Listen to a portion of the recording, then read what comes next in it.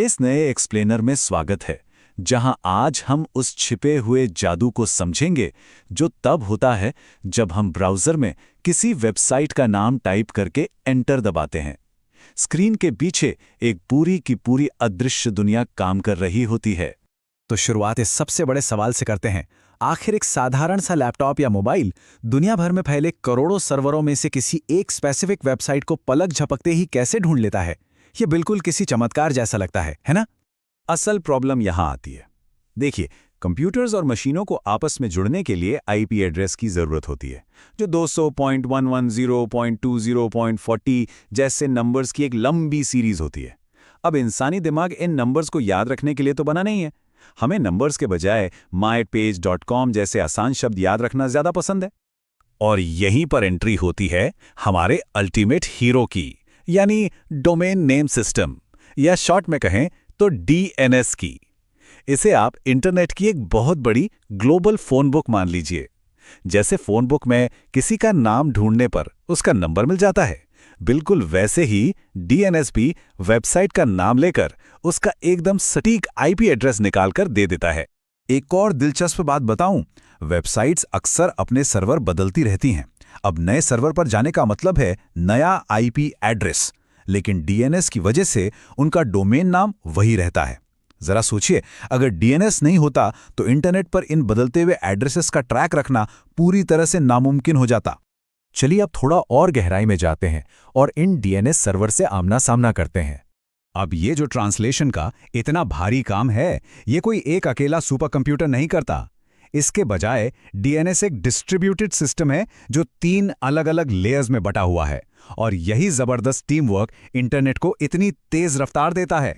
तो शुरुआत होती है सबसे ऊपर, यानी रूट सर्वर से। आपको जानकर हैरानी होगी कि पूरी दुनिया में ऐसे सिर्फ 13 मेन रूट सर्वर नेटवर्क हैं। ये किसी ट्रैफिक पुलिस या पूछताछ केंद्र की तरह काम करते हैं, जो वेब रिक्वेस्ट आते ही उसे सही दिशा दिखाते हैं। इसके बाद अगला नंबर आता है टॉप लेवल डोमेन यानी टीएलडी सर्वर का। रूट सर्वर रिक्वेस्ट को इनके पास भेजता है। ये बिल्कुल किसी इलाके के लोकल गाइड की तरह होते हैं, जो .com, .org या फिर .in जैसी स्पेसिफिक कैटेगरी को हैंडल करते हैं। और आखिर में बारी आती है ऑथोरिटेटिव सर्वर की।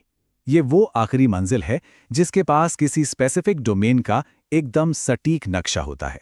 समझ लीजिए कि वेबसाइट का असली आईपी एड्रेस इसी तिजोरी में छिपा होता है।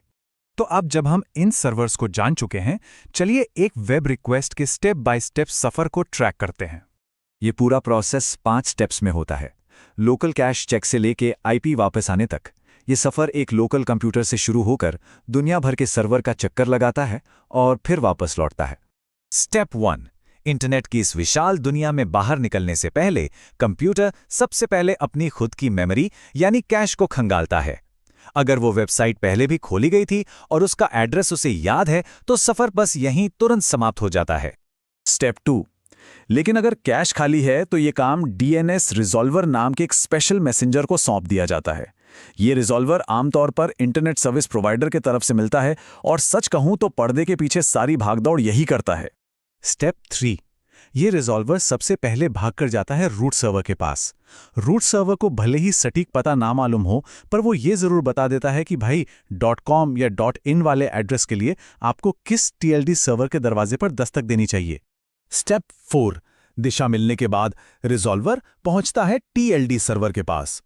टीएलडी सर्वर इस खोज के दायरे को और सिकोड़ देता है और सीधे उस वेबसाइट के आखिरी ठिकाने यानी ऑथोरिटेटिव सर्वर का रास्ता दिखा देता है।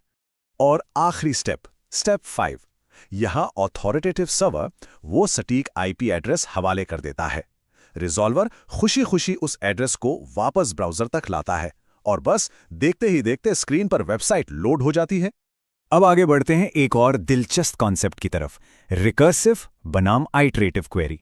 देखिए, इस मैसेंजर सिस्टम के काम करने के 2 मेन तरीके हैं।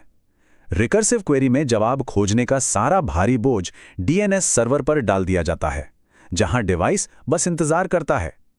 वहीं दूसरी तरफ आइटरेटिव क्वेरी में मशीन को खुद ही चेन के हर सर्वर से रेफरेंस लेकर अगले सर्वर तक जाने की मेहनत करनी पड़ती है। तो आखिर इस पूरे सिस्टम की इतनी अहमियत क्यों है?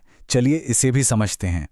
सिर्फ नाम को एड्रेस में बदलना ही डीएनएस का इकलौता काम नहीं है, इसके कई और क्रूशियल रोल हैं। ये सर्वर क्रैश को रोकने के लिए इंटरनेट ट्रैफिक को बैलेंस करता है, ईमेल को उनके सही रास्ते पर भेजता है और लगातार बढ़ते हुए नए डोमेन को संभालने की ताकत देता है।